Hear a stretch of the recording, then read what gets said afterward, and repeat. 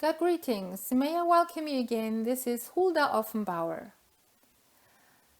I've learned not to ask awakened, resurrected, and born-again people how they are doing. But my question in future will be, what have you done for the world during this time? It is so sad to see people living their own lives for whom Jesus gave his life, to see some still stuck in their old lives. They're still whining around and still longing for compassion and attention. Don't pray and talk about it with others. Sanctification is a process that we go through until the end of our lives. But by the whining and negativity of some people, you can see that their sanctification has not progressed so far. In the Bible, we find a rebuke that says, "You build and adorn your own houses, but my house lies fallow." Many complain about their own family because they are not converted or because the environment is too negative. But Jesus was also constantly surrounded by such people. Even his own family was not important to him. He said, "There are my sisters and brothers who do the will of God." And if an awakened one, a resurrected one, a born-again one, still talks about Dark Winter, HARP and the NWO, one knows that this one still serves in the medial junk food, while he should work in the world however. That is the reason why some people are in a bad way, because they still have the attention in the world of Satan. He controls this world, and when I deal with these things, it naturally drags me down. When I deal with things that Jesus has told me to deal with, the teaching of Jesus or the words of Jesus, it lifts me up. That is spiritual life. When Jesus once sent out his disciples and they came together again to share all their experiences, he said that the demons were subject to them. But then if we read a bit further, we find a story where the disciples could not cast out the demons. Why was that? Possibly they fell back into their old ego. Jesus rebuked them because of their little faith. That is why they could not do miracles. We read in Hebrew 5:12.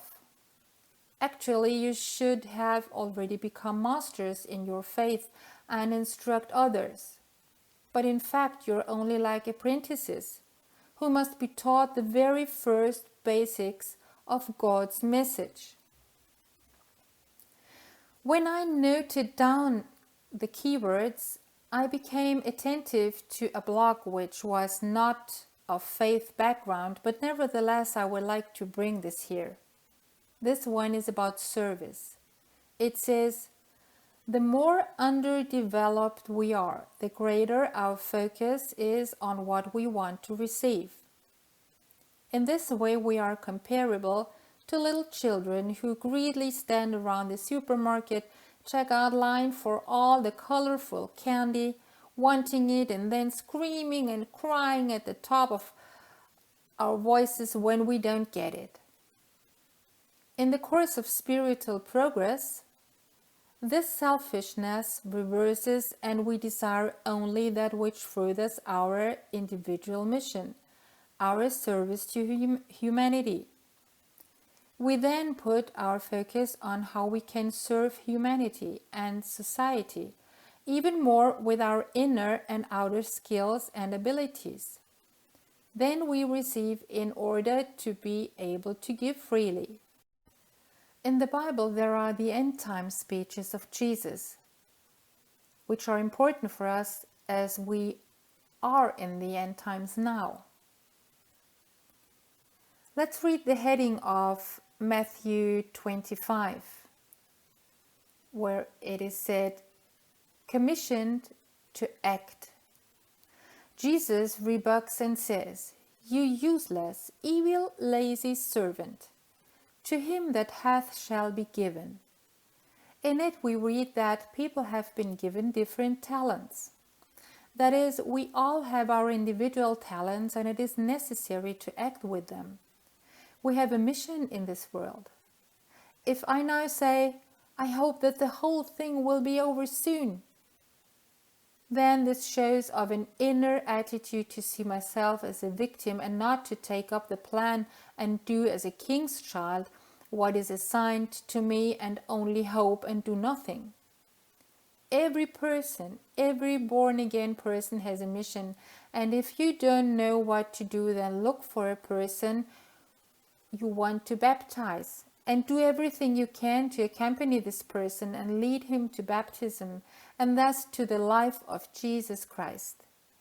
Here you can do everything and pray for him, talk to him and instruct him with the word. Everyone has talents.